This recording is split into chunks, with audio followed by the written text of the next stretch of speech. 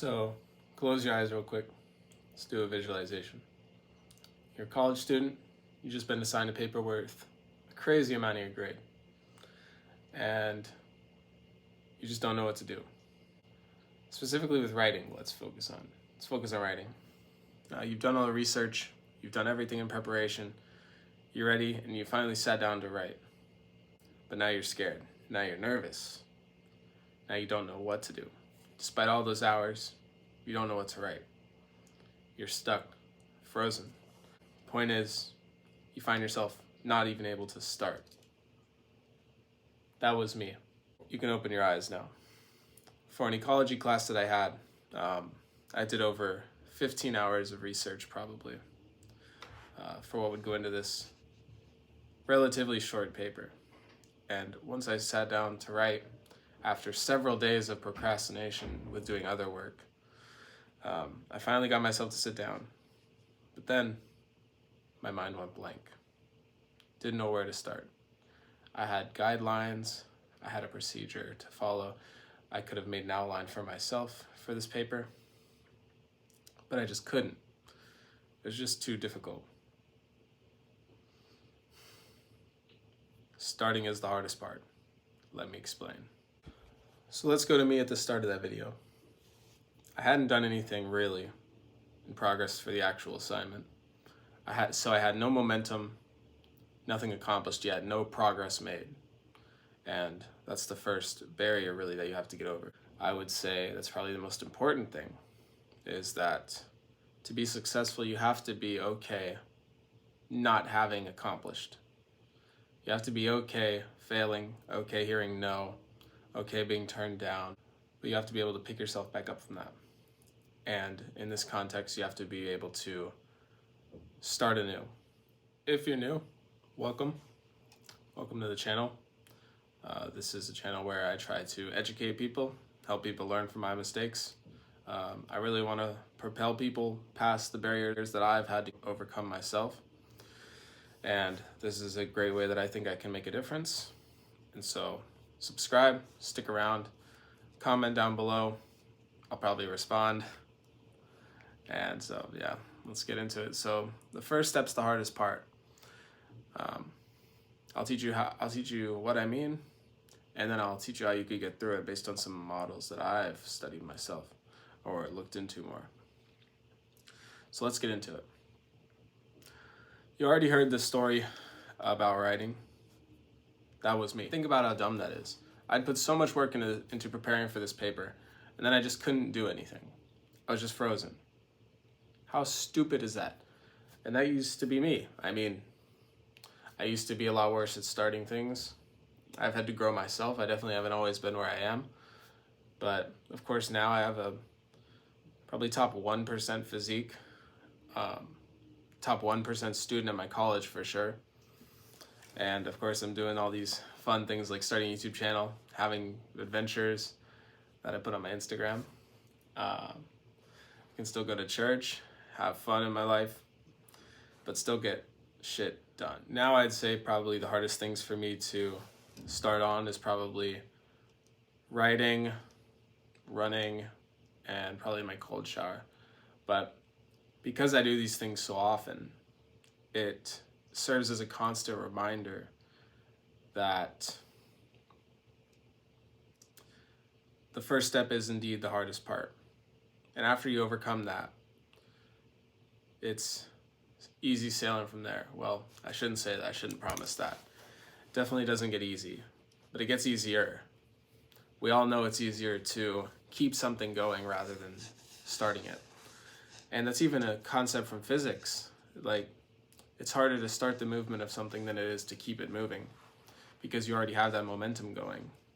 And that's true for anything you do in life. Once you have that momentum going, it just gets easier. Or it doesn't get easier. The task itself doesn't get easier. You get better. And so there's less friction when starting a task. And for me, I've really optimized my life in some ways so that I can constantly get practice and experience that and push myself past these first steps. One way is that I take a cold shower every morning. Certainly the hardest part is starting, actually getting in the cold shower. But I've gotten to the point where I'll do it like this. I'll take one deep breath and then I'll go in. Regardless of if my mind is ready, regardless of if my mind's in it, regardless if I'm tired, awake, still groggy from waking up. I do this within minutes of waking up. Before I've even brushed my teeth, I hop in a cold shower and then meditate. And then I work for an hour. I can go into my morning routine at some other time. But what's important here, first step, hardest part, try to implement activities into your life that'll help you get past it. That would be my actionable step.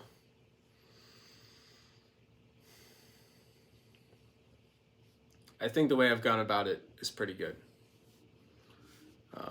I've put a lot of time and effort into optimizing parts of my life for certain things, and I think discipline is one of, if not the top thing.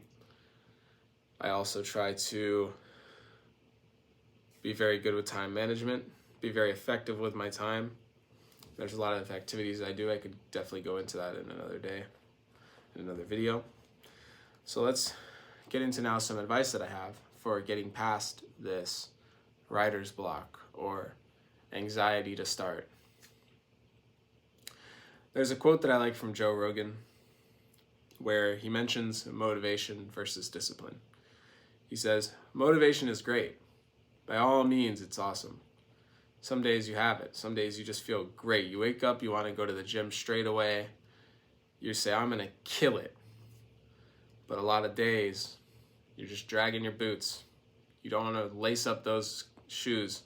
You don't want to go on that run. You don't want to start that assignment. You don't want to even wake up and get out of bed, no matter who you are. You have those days. But the difference between a lazy, fat, good for nothing, and a billionaire is that the billionaire gets his ass up. The billionaire has discipline to get up and rule the day no matter how he feels. I'm on my way to doing this, and I'm pretty far along the journey in my opinion, but I've still got a long ways to go. And I'm sure you do if you're watching this as well. We could all constantly improve.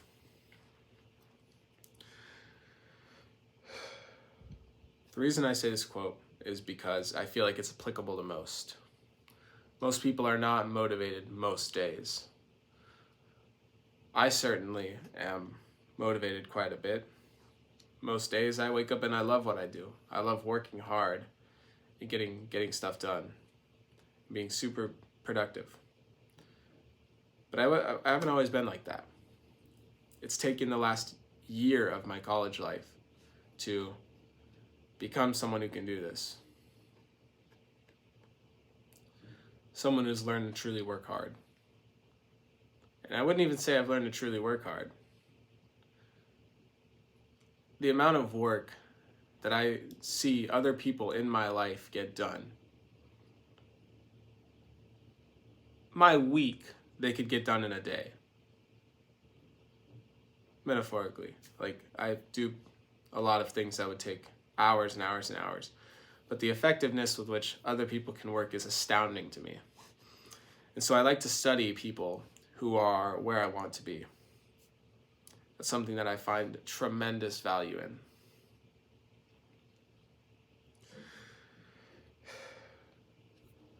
Another ideology that I want to talk about in regards to motivation and the importance of discipline is the Stoics.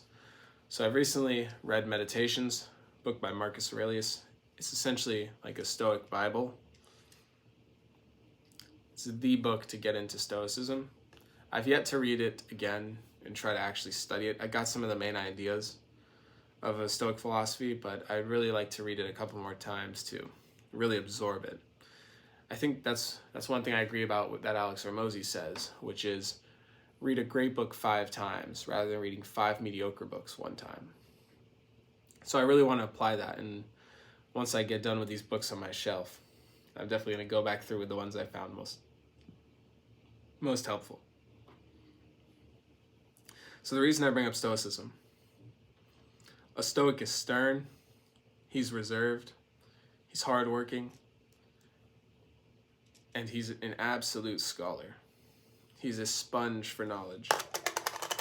So I think that's something we can all learn from, especially that last aspect. Because for a lot of people, they can be reserved socially, mentally, physically. The third one's not that easy. Hardworking. You got to practice that, and it's taken me a long time as hardworking as I was naturally. I've had to really ramp it up to be able to keep a 4.0 in college, as well as do all these things that I love doing, like running a YouTube channel, shadowing doctors, socializing, going on adventures, masculine adventures. God, I love those. The last one's the hardest, the sponge for learning.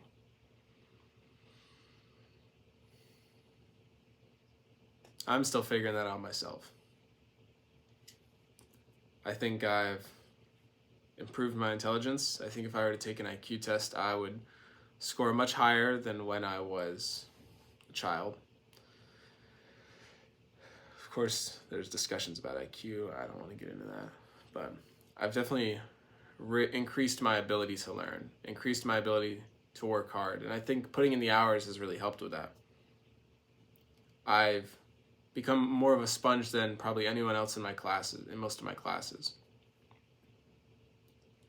But I know there are people out there who won't sleep until they've mastered something. And I look up to those people. The same way you may look up to me for being able to rep out 8 hours a day of study outside of classes and do that every day, every week, every weekend day. You may look up to me for that. And I thank you. I mean, I think it's taken me a long time to get to the point to where I could probably mentor someone else on hard work. Maybe even sell it. It's a good idea. I'm gonna write that down later. Anyway. The same way people look up to me, I look up to other people. If I had the same goals as someone who's a few years behind me in this process, I'd be disgusted. And if someone who I look up to had the goals that I have now for hard work, they'd probably be disgusted too. Life is all perspective. Once you raise the bar for yourself, you'll realize that where you were was not as high as you thought. Like me, I think the work ethic that I have right now, I'm not gonna lie, I think it could turn me into a doctor if I had changed nothing from as I am right now. But I know that the type of person that successfully becomes a doctor is way up here. Right now, I'm here. My knowledge, my medical knowledge is down here. But it's better than most. Point is, I'm trying to be a sponge. I'm trying to be a sponge who soaks in every bit of knowledge that he learns and employs many different activities, employs many different strategies to really soak in things. So how does this relate to starting as the hardest part? I think you should learn from your mistakes. You should really analyze your actions. It's a Freudian idea that no behavior is accidental. And though I don't fully agree, like most psychologists do, I can see the thought behind it. Most people's actions have some meaning in their own brain. And the reason you're not starting something might be because you're anxious, you're nervous, you're afraid of the time commitment, you're afraid of starting something new, or you just don't know where to start. So you should analyze that. You should really soak in and learn and soak in those reasons that trigger you to procrastinate, to put off, to leave incomplete, to not finish. For this, I think journaling has helped me a lot.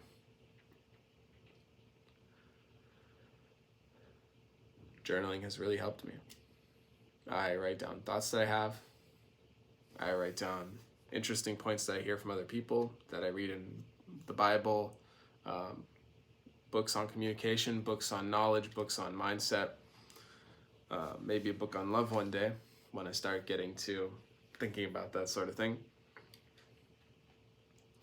And journaling has just really helped me to catalog my thoughts and really think through them, because my mind is a whirlwind. I have thoughts coming in and going out.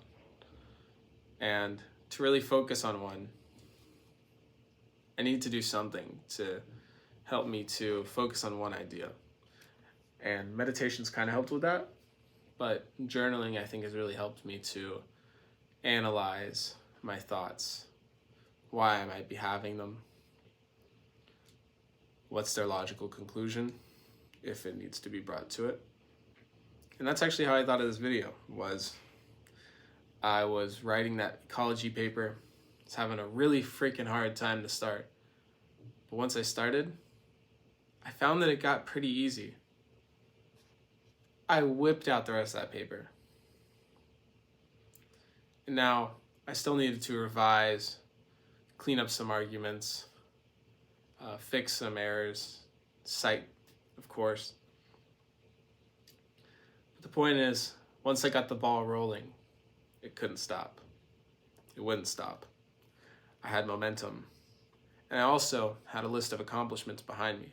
David Goggins says he keeps a mental Rolodex of haters and accomplishments in his mind. And I find this largely helpful. If I've run for an hour before, I certainly can run an hour now. Especially if I am not sore, haven't lifted the day before. Because I've done some hard, fucking brutal runs. And if I can get through that, I can get through an hour when I'm not sore, when I'm motivated, when I'm feeling good, when I'm not hurting. A lot of people would look at that and think, oh my gosh, I could never. But the point is that I've got the accomplishments behind me. I'm going to do research this summer at a spine institute. And once I complete that, I'm going to leverage it as much as I can, like anyone should, and use that as further momentum to propel my progress on the way to becoming a doctor. Maybe I'll do something more official for winter break. Maybe I'll do something more official for summer of next year. Point is that I'll have that thing under my belt, and I'll keep building on top of it. Alex Hormozi has an idea that says you should reduce the time between thought and action. And it's very powerful. It's like a muscle. You need to practice it, get reps under the bar just like you would with a bench press, for example, or hip thrust if you're a girl, maybe. So let's do some actionable steps to send you off. Practice, act, and continue learning. Practice the tips that I've helped you in practicing discipline, practicing daily, getting past that first step. I recommend cold shower, meditation, exercise, all the good habits, of course. Anything that'll help you practice getting over that first step, the hardest step, and get that momentum rolling, get those accomplishments racked up, get the ball rolling. And now continue learning. Aim to be an absolute sponge, like I said.